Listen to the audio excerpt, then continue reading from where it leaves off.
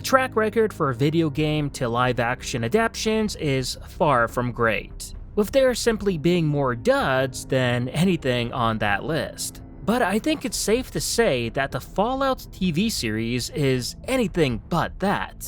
Now, I have to first make it clear that I'm not a Fallout fan. I never played the games before. Well, actually, that's not entirely true. I did mess around with Fallout 3 back in the day, but only for like 30 minutes before I got bored with it and moved on to something else. So while I'm not completely in the dark when it comes to Fallout and its universe, I also wouldn't say I know much about it either. So going into this series was fascinating for me, as generally I've never really cared about movies, much less even shows based on video games that I never had any prior interest in. I'm kinda picky like that. But something about the Fallout TV series changed that for me. It was a high production project that not only visually looked great in the trailers, but as well seemed like it would be something written well based on the writers having previously done Westworld, of which I enjoyed quite a lot, at least the first season. So it was hard for Fallout not to catch my eye. The show centers around 3 characters: Lucy, a vault dweller, Maximus, a member of the Brotherhood of Steel, and Cooper, the ghoul bounty hunter. Lucy's and Maximus's backgrounds are somewhat relatable, as they're both members of a cult-like faction and see the world through the lens of what their faction wants them to see and believe. While the ghoul stands out more in the sense that he's an independent. Not only does he have more history in the Wasteland and knows more than both Lucy and Maximus combined, but he's his own boss and sees through the BS of these culty factions and everything else in the Wasteland.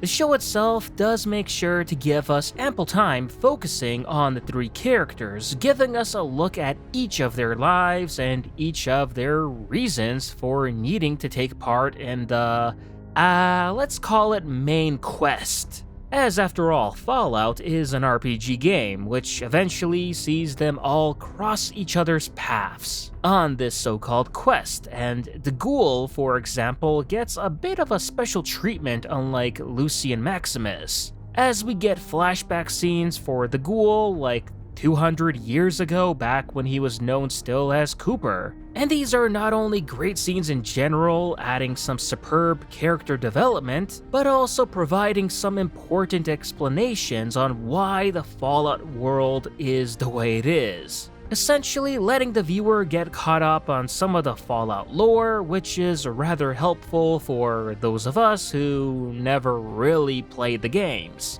Now, as for the quality of the show and the writing itself, I don't think it's a controversial take to say that it's solid, at least for the first half. There's a good balance of comedy, tension, and a bit of horror that captures your attention right from the get-go and keeps you engaged throughout. And all of the beautiful visuals and camera work only complements this. That said, I did find the show dipping in the second half of the season, where I suppose you could say the chink in its armor started to show, as there were instances of forced drama, unresolved plot lines, forced romance, and the Wasteland becoming a small world where everyone conveniently runs into anyone else, and thus this kept breaking the suspension of disbelief.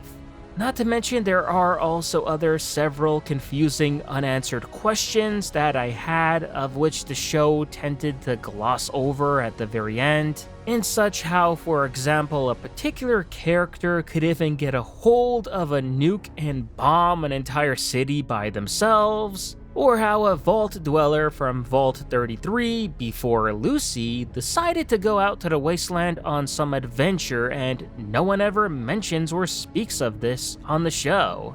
Yeah, it's questions like these and more that I had and was kind of annoyed with after the Season 1 finale. I'm not sure what the reasoning for the drop in quality was after the season's midpoint, or if I played the games, then maybe a lot of my questions would have been answered through there, which could be fair, but at the same time, a good show shouldn't require external knowledge for full enjoyment.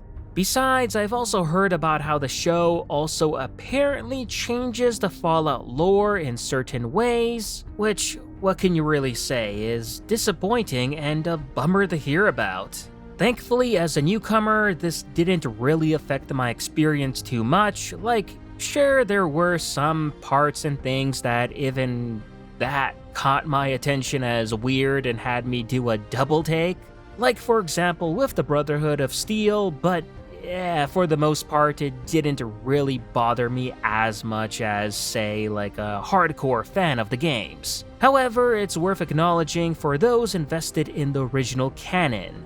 To cap things off, the show for the most part is great, and despite the second half stumbles, I do really think Fallout is a worthwhile journey for anyone even remotely interested in the series, especially the first 4 episodes. The strong characters, world building, and initial execution make it a compelling watch. Plus, there's a good chance, like me, that you'll be left wanting afterwards to explore the Fallout games and see what all the fuss is about.